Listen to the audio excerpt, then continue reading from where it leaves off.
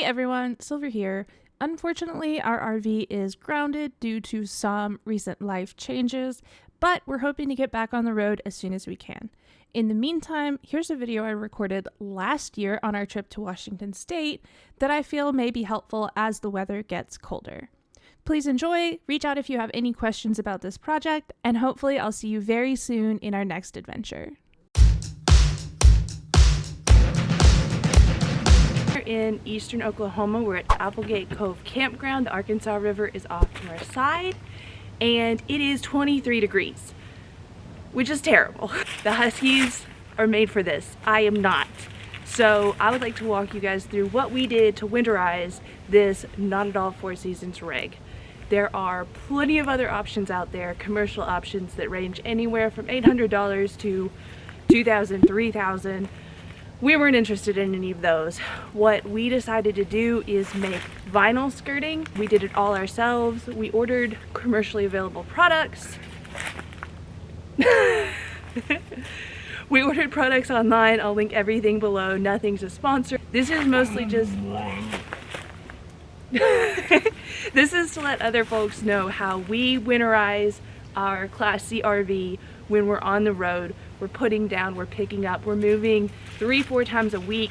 We don't have space for foam board. We don't have time for anything that's going to be permanent, and we're not trying to waste materials like duct tape doing a whole round of tape every single time we set up. It's husky weather. So if you come with me, I'll show you what we did here. Alright, so what you see here is marine grade vinyl. We went with this option over billboard tarp because it seems to be a little bit thicker and I could order whatever color I wanted. If price is your only option, all you're looking to do is budget, you might want to consider the billboard tarp or any other sort of not marine quality vinyl.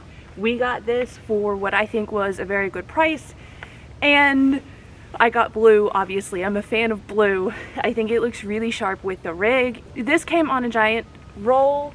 I ordered enough to go all the way around the RV. I ended up ordering way too much with the way that we did this, but I'd rather have more than less. What we have here to attach it are a set of snapping systems. These all came from Sailrite, which is another boating company. If you're gonna Google them, you'll get advertisements for their sewing machine for the rest of your life. I'm sorry.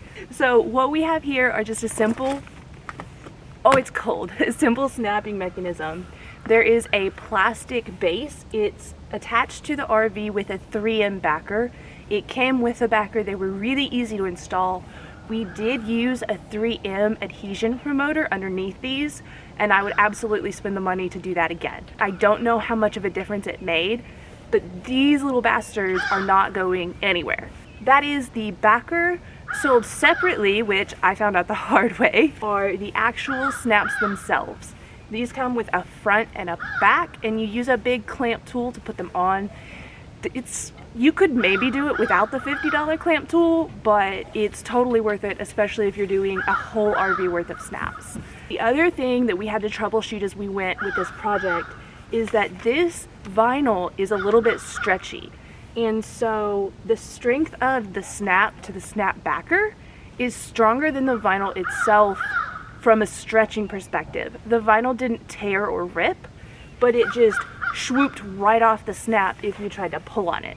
So what we did to solve that is I went to the local hobby store, I got some outdoor fabric, and I hemmed up tiny little squares of this. This is probably not optimal.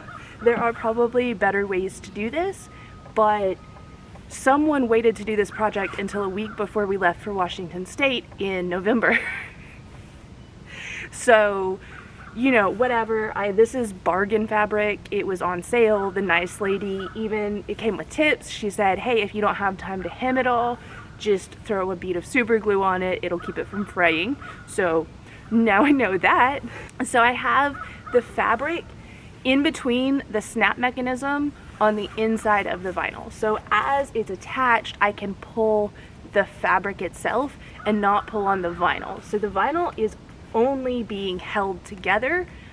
We're not giving any additional stress or wear and tear to the vinyl itself as we're snapping and unsnapping.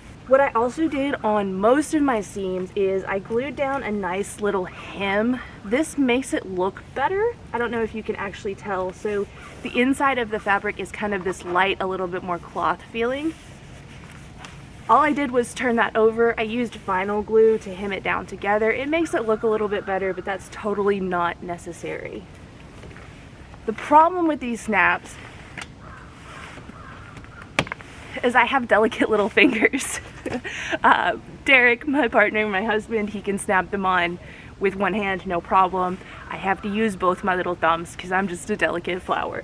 You can also see here we have some overlap. So these are different panels. This is our RV door, the front door, if you will. What a lot of people do is run the skirting at one level all the way across. We decided to do as much overlap as we could, which meant that we had to separate the panels so that instead of having all kinds of complex cuts, we just had separate panels. We did try to overlap this a fair amount. And then you can also see a lead disc.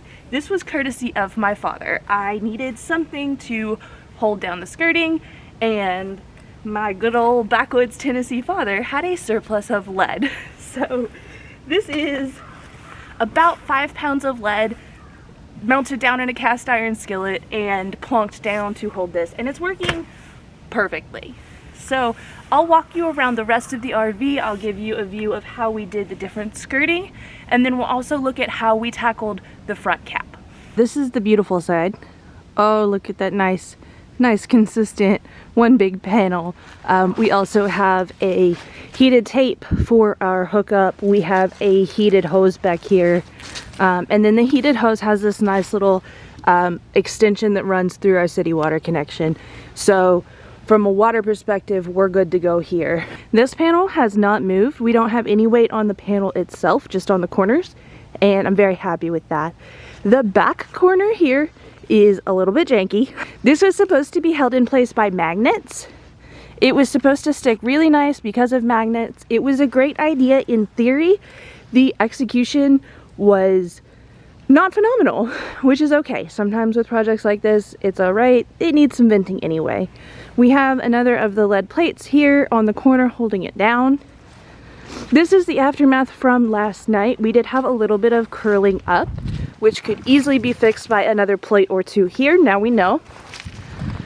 We have another slightly janky corner. This one is by far the ugliest part of the whole project, but it still works.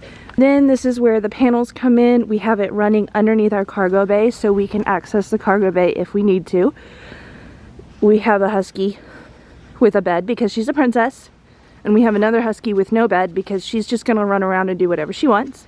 Here we have another decent area of overlap. If you peek behind there, that goes almost to the wheel well, and then this covers it up nice and strong. Got it. We also have a very small heater that is under the skirting.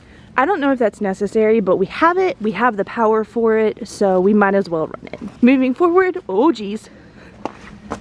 So the problem with having dogs is they have dog leashes.